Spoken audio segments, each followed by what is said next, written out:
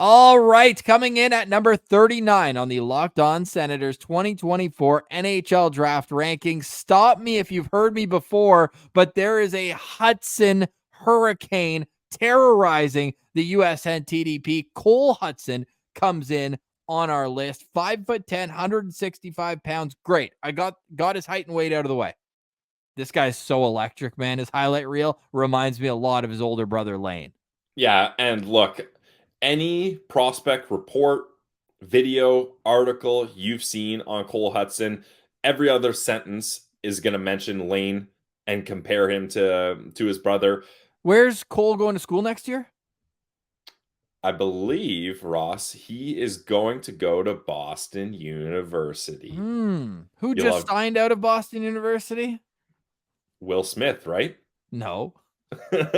He was at Boston College. I always mix up the BUs and BCs. Dude, I tried to put it on a platter for you. Lane. It's Lane Hutson. Yeah, I should have had that one. And look, we're going to do the same thing because there's such similar players that until they're not, though. Stay tuned a little bit later. There is some contrast. But for the most part, like the main package of the what mannerisms, you're getting, is going to be the same for both Hudsons. And I think Cole Hutson might have the opportunity to be a better player than his brother. I mean, with the USN TDP, 51 games, 15 goals, 31 assists, good for 51 points, a point per game guy as a left shot defenseman. You'll love to see that. He also dominated.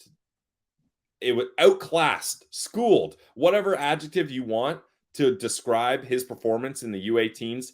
13 points in 7 U18 games. That is incredible to see for a defenseman to put up that kind of points. And dude, he was plus 14 in 7 games. Like, hockey must be so fun if you're that good.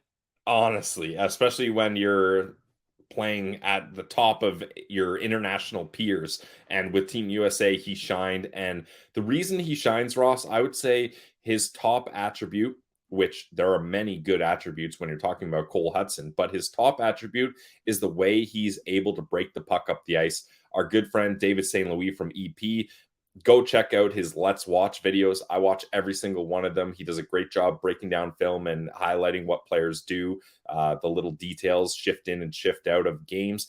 And he says he likes the puck moving and playmaking details that Hutson has. It just seems like Hutson gets the puck in his own end, and he does one quick initial scan. All right, he sees the ice. Then he starts skating. And then now, okay, let's scan the environment now. He does another scan.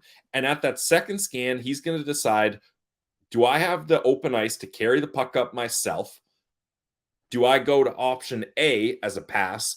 Or do I go to option B? Like, he's thinking 2 steps ahead of everyone else. He's able to mix it up every time. So there's no tendencies that teams are going to latch on to. He's going to be able to trick guys. And he's just able to break the puck up the ice like not many defenders, even in this draft class, Ross, where there's a lot of talented defenders. Not many kids do it like Cole Hutson. No, they really don't. And if you want to put it in perspective, this year, Cole Hutson, 51 points in 51 games. In Lane's draft year, 63 points in 60 games. Like, points per game, they're basically right there toe-to-toe. But I want to talk a little bit after I read out the rankings about what's different about Cole versus Lane.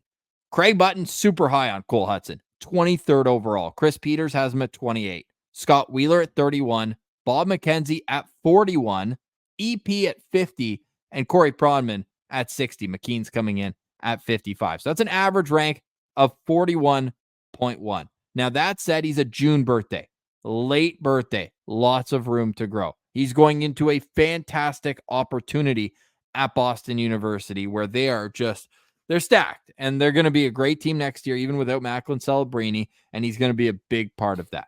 But I also watched his growth at the U18s. I was watching a lot of EJ Emery, huge fan of his going to North Dakota. But those two as a defensive pair were perfect together. Now, why does that contrast Lane? It doesn't. Now I'm getting to that. What they do differently is that Cole is more reserved in the offensive zone. From what I saw and what I'm reading, it's a little bit less instinct driven and more positionally sound. Coaches will probably like that a little bit better. Now, Lane Hutson's able to get those highlight reel moments where he breaks 3 guys' ankles. He goes and hounds the puck. You're not going to see that as much. It still happens, but as much with Cole. He's more going to let the play come to him in the offensive zone, and that allows him to stay in position and not give up odd man rushes the other way. So I think defensively, Cole is ahead of where Lane was at the time. Probably still is. I think where you look at Lane, it's all offense all the time. He's so exciting. He's so fun to watch. And with Cole, I think you're going to get still an offensive defenseman, but a guy who you're going to be able to trust a little quicker to play in his own end as well when you're up a goal or up 2 goals. So an exciting prospect, man. I think if you get him early second round, you're in a really fun spot with Cole Hutson. Yeah, I think it's safe to say Cole's going to get drafted ahead of Lane, just with the way. 64th overall, by the way, Yeah, Lane Hutson. just with the way things are shaking out and how he looks. And Wheeler really noticed his improvement on defense throughout the year. I think that's one thing when you're dominating offensively and the game comes easy to you, like it did with Cole, your coaching staff starts to say, well, let's start to challenge you a little. How about instead of just continually racking up points, point per game player, so still did that. Let's get you working on your defense a little more. And scouts really, they were able to see that. He's got a high hockey IQ. And I think, Ross, the biggest difference I see with him and his brother is Cole plays a little bit more of a physical game and is a little more focused on the defensive side of the puck, like you mentioned. So I wouldn't doubt it if this guy sneaks into the late first round, Ross, but I think I agree with you. I think he's going early second round. For more draft profiles, go check us out. Locked On Senators. We are your team every day.